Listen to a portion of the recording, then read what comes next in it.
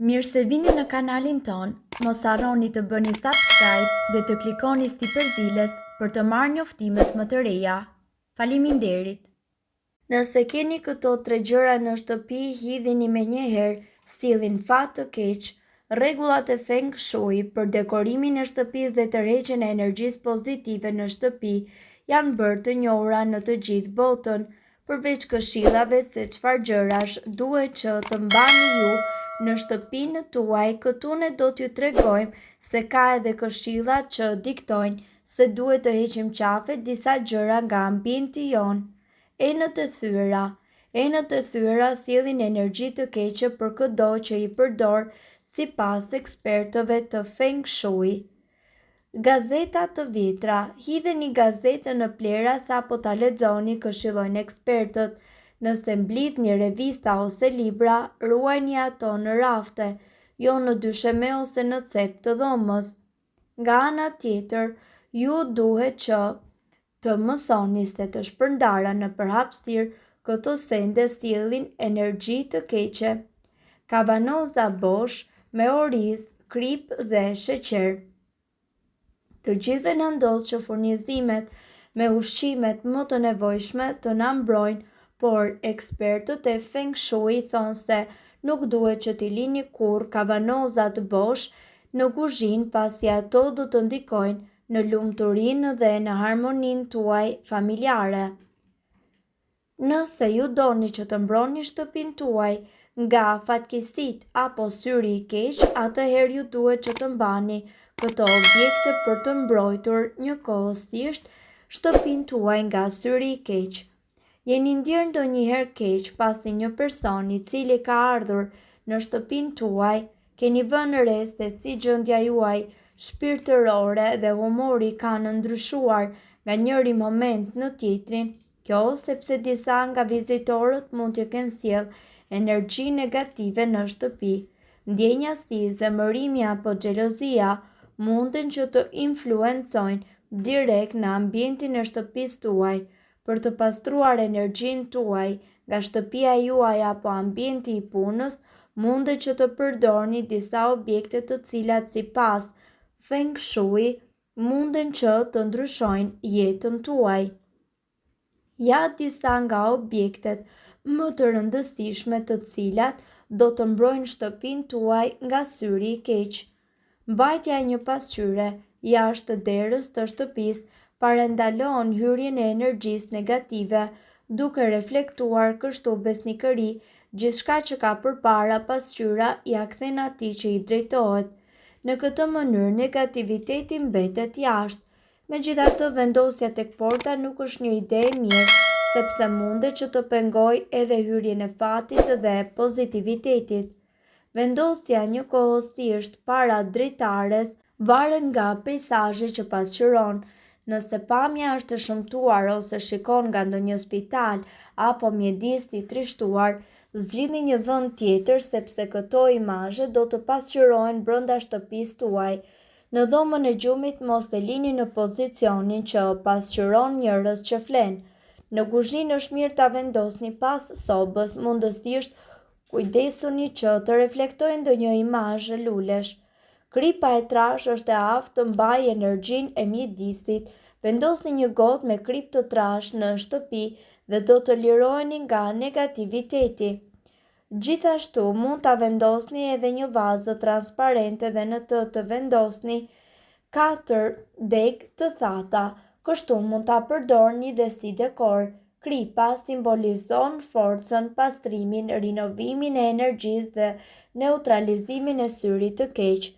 Tërfili me 4 fletë gjithmonë lidhet me fatin, përveç se simbolizojnë elementet e natyrës si tokën, zjarrin, ujin dhe ajrin, simbolizojnë edhe ciklet e plota si për shembull 4 stinët apo fazat e hënës. Sipas përvojës popullore, fati është akoma më i madh kur ju e gjeni atë rastësisht, pavarësisht faktit nëse e keni kërkuar ose jo. Mbajtja e tij në shtëpi tërheq pasurinë dhe bollokun, nuk do të ketë hapësirë për negativitet. Syri blu i fatit premton mbrojtje për ata që e mbajnë. Kur vendoset në shtëpi, sidomos tek dera kryesore, formon një lloj barriere për hyrjen e energjisë negative.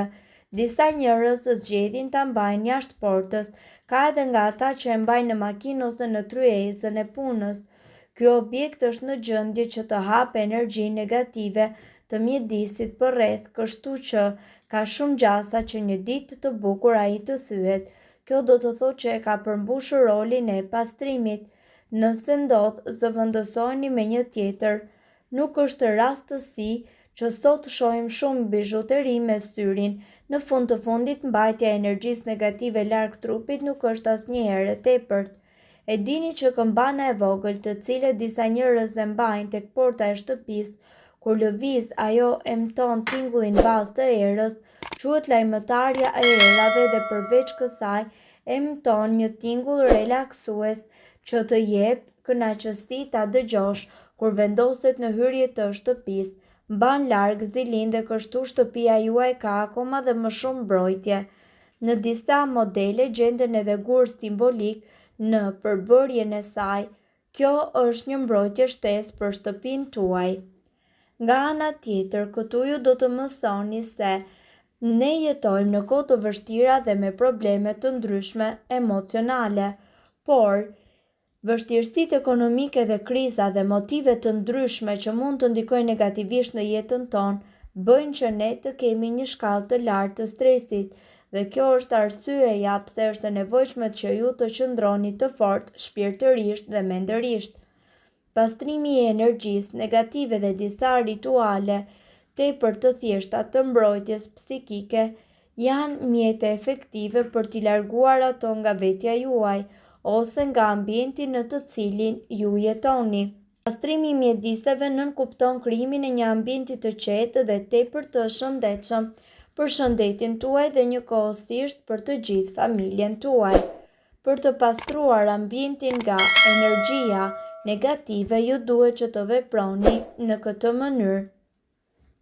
Vendosni gjysmë limoni në secilin cep të shtëpisë dhe hidhni aty pak krip të trash. Kripa thithë dhe ndryshon energjitë negative duke i larguar ato.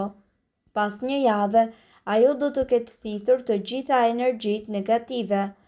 Mundet që ta përsërisni sa herë që dëshironi të shikoni efekte të nevojshme. Kundër syrit të keq, vendosni një gotë me ujë me një grusht kripe të trash në komodinën e shtratit për 3 ditë rresht. Lëreni atë gjatë natës, por ndryshojeni çdo ditë. Kundër fatit të keq, keni nevojë për një filxhan me pak krip të trash. Një filxhan gjethet dafine të bluar dhe 3 thelpi hudhre të tharë dhe të bluar. Përzieni të gjithë përbërësit, pastaj spërkateni të gjithë shtëpinë, veçanërisht cepat. Të nesërmen pastroni dyshemen plotësisht, duke hedhur kështu edhe mbeturinat të cilat gjenden në shtëpinë tuaj. Gjithmonë duhet të jeni të vëmendshëm se si ndiheni në shtëpinë tuaj, në qoftë se ndodheni përpara një energjie tërësisht negative. E mira është që të kontrolloni shtëpinë tuaj dhe të kryeni ritualet kundër syrit të keq, pasi mundet të jetë në praninë tuaj.